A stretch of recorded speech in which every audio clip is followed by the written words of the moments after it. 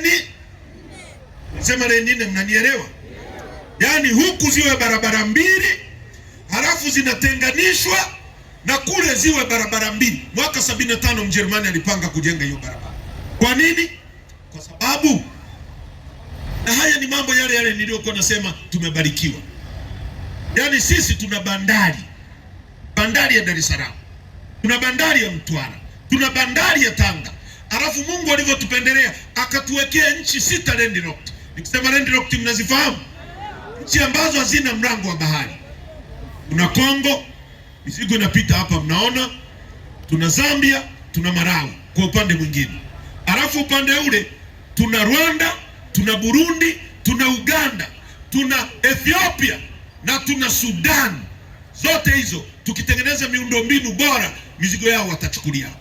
Kwa sisi Mungu ametuwekea maji. Hebu fikiria mama. Maji ametuwekea bure ya bahari. Bure, hatuyalipii, hayaishi leo, hayaishi kesho. Ameweka hapo, ametuwekea na nchi hapo. Ili mtu apate mafuta ya lori, mafuta ya kutumia kuweka kwenye gari yake Kongo, lazima yapite hapo. Ili mtu aendeshe gari Kongo, lazima lipite hapo. Ili mtu avae nguo Kongo, lazima ipite hapo. Ili speaker ziende Kongo, boda boda, magari yanapita hapo. Kwenye maji yetu bure. Ili mzigo utoke Kongo uende China, kopa, dhahabu, dike, kila kitu, mihogo, chochote wanachouza lazima kipite hapo. Kwa hiyo wewe kama nchi, ndio maana Kagame alisema akipewa bandari ya Dar es Salaam peke yake atalisha nchi za Afrika Mashariki na Kati na watu wale raha tu. Kwa hiyo wewe unachotakiwa kufanya ni kujenga gati. Kujenga nini? Gati ni stendi, ni kama tuseme stendi kwa lugha rahisi. Gati ndio sehemu ambayo meli inapaki. Kwa hiyo tunaweza kusema ni stendi ya meli. Stendi ya nini? Zinazoshusha mzigo na kupakua mzigo unaoenda nje. Kwa hiyo sisi tumezungukwa na nchi. Kwa hiyo unachotakiwa kufanya wewe kama kiongozi wa serikali ni kujenga gati, alafu meli zinakuja zinapaki hapo. Kongo akishusha pesa, akishusha mzigo, wewe unakula hera. Mafuta yakipita unashusha hera. Sui nini hera. Sasa Mwalimu Nyerere alikuta hiyo bandari imejengwa na wakoloni. Mwalimu Nyerere akaja akaiendeleza kwa kiwango chake. Mkapa akaja, Mwinyi akaja akaiendeleza. Mkapa akaja akaiendeleza. Kikwete akaja akaleta kitu kinaitwa tiksi, wakaiba kweli kweli mle, lakini akaiendeleza. Magufuli. Sisi Chadema. Na huwa nasema hapa, watu wanasema si namsifia. Mimi siwezi kumsifia Magufuli. Mtu aliyejaribu kumuua Lissu siwezi. Lakini mimi ni mkweli. Mnyonge mnyongeni. Magufuli aliendeleza ile bandari. Akanunua mashine mpya za kupakua, akajenga gati mpya, akaiweka ili iwe kitovu cha uchumi.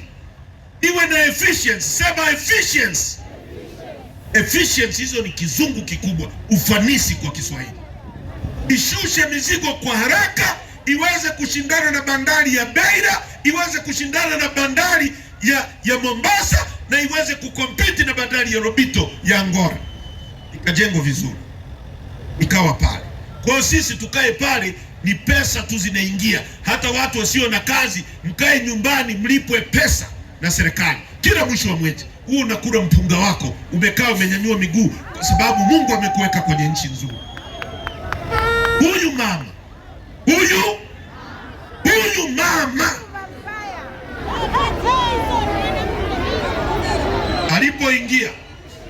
alipoingia akaona wameuza dhahabu, si wameuza madini, akauliza nini kimebaki? Bandari.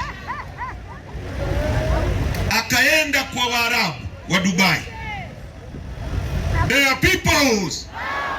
Akaenda kwa Waarabu wa Dubai, akamwambia mimi na bandari pale. Waarabu ambao mwaka 1961 sisi tunapata uhuru walikuwa 70,000. Elfu ngapi? Yaani watu wa Mbeya mjini, nyie ni wengi, nyie mko 300,000, nyie si 400,000, si 3. nyie ni wengi. Laki ngapi? 4. Nyie ni mara 5 ya jinsi Waarabu walikuwa Dubai pale mwaka 61 wakati tunapata uhuru. Walikuwa wanatembea wanaokota tende jangwani. Dubai ni jangwa, wanatembea wanaokota tende, wako 70,000. Tunapata uhuru, hawana hata choo cha kujisaidia, wanajisaidia kwenye mchanga, wanafunika. Mwaka 61. Leo wako milioni 3. Wako milioni ngapi? Huyu mama, sisi tuko milioni 65. Eti sisi wote watu milioni 65 hatuwezi kusimamia bandari, amewapa Waarabu ende. Sasa hapa tumesimama hapa, maelfu ya maroli yanapita hapa, yanaenda Kongo, yanaenda Zambia, na mengine yanatoka kule kutoka Zambia yanaenda hivi. Hata kujenga barabara namba 1 kwenye nchi hii inayotoa uchumi mkubwa, barabara inayomlisha, hata kujenga hii barabara ili basi ipitishe maroli kwa ufanisi, wapate hela za kuiba, ameshindwa. Sasa wewe unakuwaje mtu ambaye unataka kukamua ng'ombe ambaye humlishi? Hivi inawezekana hiyo? Bwana afande, askari, hivi unaweza kuwa na ng'ombe ukamkamua bila kumlisha? Inawezekana OCD? Haiwezekani. Bongo kweli? Sasa tunakuja Mbeya kuzungumza tatizo la ardhi, tatizo la barabara, Alafu Mbeya, nisikilizeni Mbeya, tunakuja kuzungumza hii barabara. Tumepita hapa mwaka juzi tukiwa na Mbowe, wakati Mbowe ametoka gerezani, ndio inafukuliwa. Leo ni miaka 4 barabara iko hapa, na mlikuwa na kamtu hapa kanajipendekeza nini spika, kanatuonea. Hata barabara ya kwenda kwake hakuna. Spika gani wa hovyo kiasi hicho?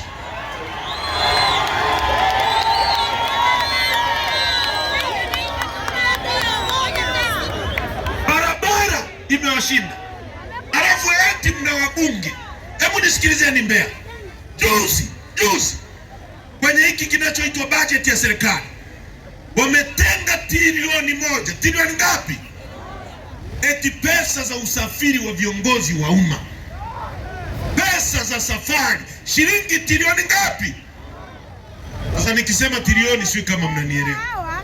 Mimi ni mwalimu, tutaenda taratibu. Iko hivi, trilioni 1, sema trilioni 1 ni bilioni 1000. Sasa hiyo bilioni 1000 yenyewe mnaijua? Bilioni 1000 ambazo ndio zinakuwa trilioni 1. Bilioni 1000, trilioni 1 yake ni milioni 1000. Yaani hiyo bilioni 1 ni uhesabu shilingi 100, 200, 300 ziwe 10, 20, 30, 100. Bilioni 1, yaani uhesabu shilingi 1 mpaka ziwe laki. Laki 1, 2, 3 ziwe milioni. Milioni 1, 2, 3, 4, 5 ziwe 10. 10, 20, 30, 100, 100, 200, 300, 400, 500, 1000 ndio bilioni 1. Sasa hiyo bilioni 1 ambayo ina milioni 1000, hiyo bilioni 1 ili iwe trilioni ziwe nazo 1000. Yani sikilizeni Mbeya, nisikilizeni kwa lugha rahisi mtakayo nielewa. Kwa lugha, yani tuko milioni 65. Milioni ngapi? Ukichukua trilioni 1, bwana afande, uingie na wewe darasani uelewe. Ukichukua trilioni 1 unagawia kila Mtanzania shilingi 14,500, ndio unamaliza hiyo trilioni 1. Kwa hiyo barabara ya kiwango cha juu kabisa hapa Mbeya, barabara ambazo zimejengwa na World Bank ni ngapi?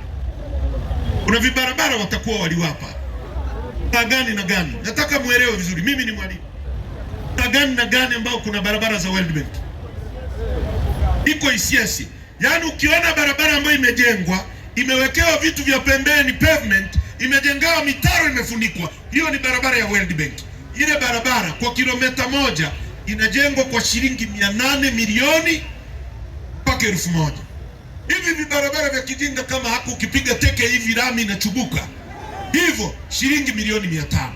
Sasa hiyo trilioni 1 ambao wametenga safari, ukiamua kujenga barabara, unajenga barabara kutoka Dar es Salaam mpaka Tunduma ni